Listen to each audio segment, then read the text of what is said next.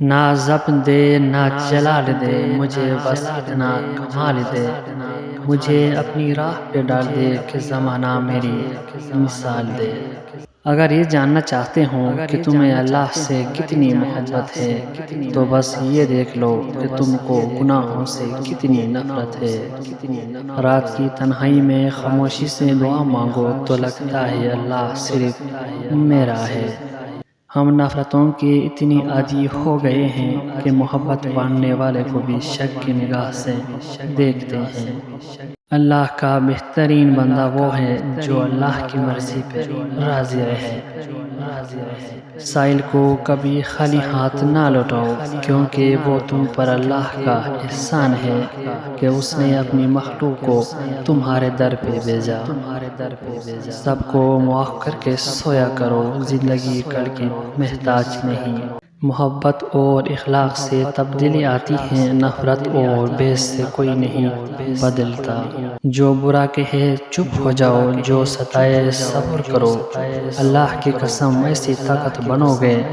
زبان کو غیبت سے پاک کر لو، پیٹ کو لقمہ حرام سے دور کر لو، دعائیں قبول ہو جائیں گی۔ یہ جنت نہیں دنیا ہے، یہاں منفی رویے آئیں گے، منفی بول آئیں گے، سن کر سہ جاؤ، مسکرا دو۔ کسی کا دل نہ دکھاؤ، اس نے صبر کر کے اللہ پر چھوڑ دیا تو تمہارے لیے مسئلہ بن جائے گا۔ بے عزتی کا جواب عزت سے دے، بدلہ نہ لے، معاف کر دے، یہی اعلیٰ اخلاق ہے۔ اگر دنیا میں عزت چاہتے ہو تو اپنے نبی صلی اللہ علیہ وآلہ وسلم کے طریقوں کو اپناؤ۔ دلائل تو بہت تھے لیکن فرمان ہے جاہل سے بحث کرنے سے بہتر ہے معافی مانگ کر جان چھڑا لو۔ جوانی کے دھوکے میں مت آنا، کیونکہ بوڑھا ہونے سے پہلے ہی کافی نوجوان گزر چکے ہیں۔